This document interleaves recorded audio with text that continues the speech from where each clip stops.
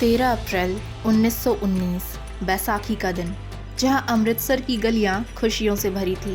पंजाब के अलग अलग गांवों से हजारों लोग बैसाखी मनाने मेला आए थे, लेकिन किसी को भी अंदाज़ा नहीं था कि यही दिन भारत के इतिहास का सबसे काला दिन बन जाएगा।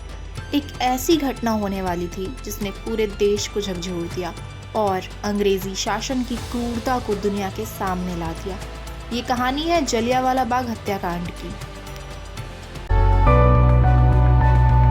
प्रथम विश्व युद्ध अभी समाप्त हुआ था। युद्ध के दौरान भारत के लाखों लोगों ने अंग्रेजों का साथ दिया था। बदले में भारतीयों को उम्मीद थी कि उन्हें अधिक अधिकार और स्वतंत्रता मिलेगी, लेकिन हुआ बिल्कुल उल्टा। 1919 में अंग्रेज सरकार ने रॉलेट एक्ट लागू कर दिया। इस कानून के तहत किसी भी व्यक्ति को बिना मुकदमे के गिरफ्तार किया जा सकता था। पूरे देश में इसका विरोध शुरू हो गया। महात्मा गांधी ने भी इसका विरोध किया। पंजाब में विरोध सबसे तेज था।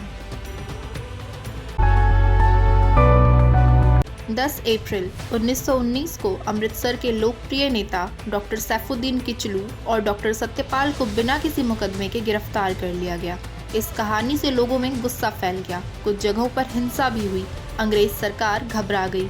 अमृतसर की कमान ब्रिगेडियर जनरल रेजिनाल्ड एडवर्ड हेरिडायर को सौंप दी गई।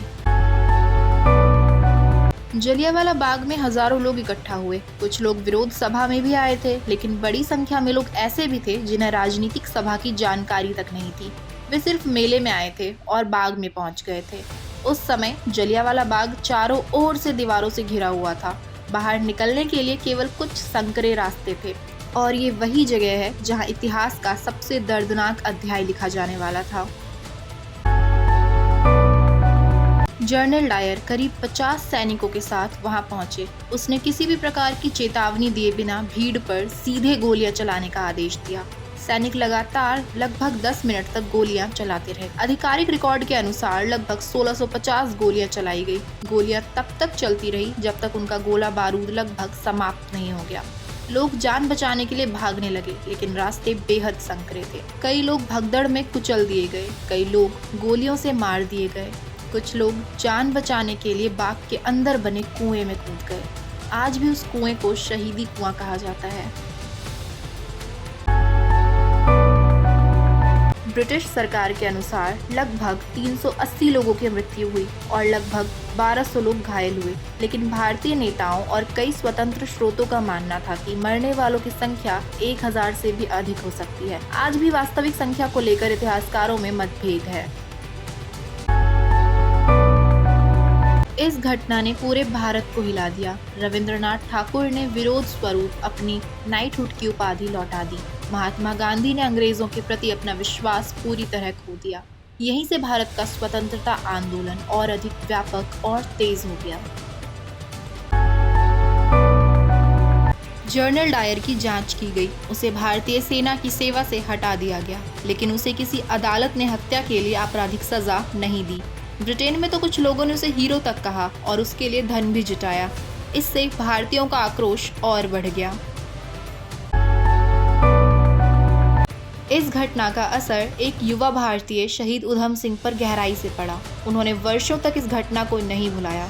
1940 में लंदन के कैक्सटन हॉल में उन्होंने पंजाब के तत्कालीन पूर्व लेफ्टिनेंट गवर्नर माइकल ओडवायर की गोली मारकर हत्या कर दी। उधम सिंह का मानना था कि पंजाब में दमनकारी नीतियां और जलियांवाला बाग की पृष्ठभूमि के लिए ओडवायर भी जिम्मेदार थे। ध्यान रहे, जनरल डायर और माइकल ओडवायर अलग अलग व्यक्ति थे। बाद में उधम सिंह को फांसी दे दी गई।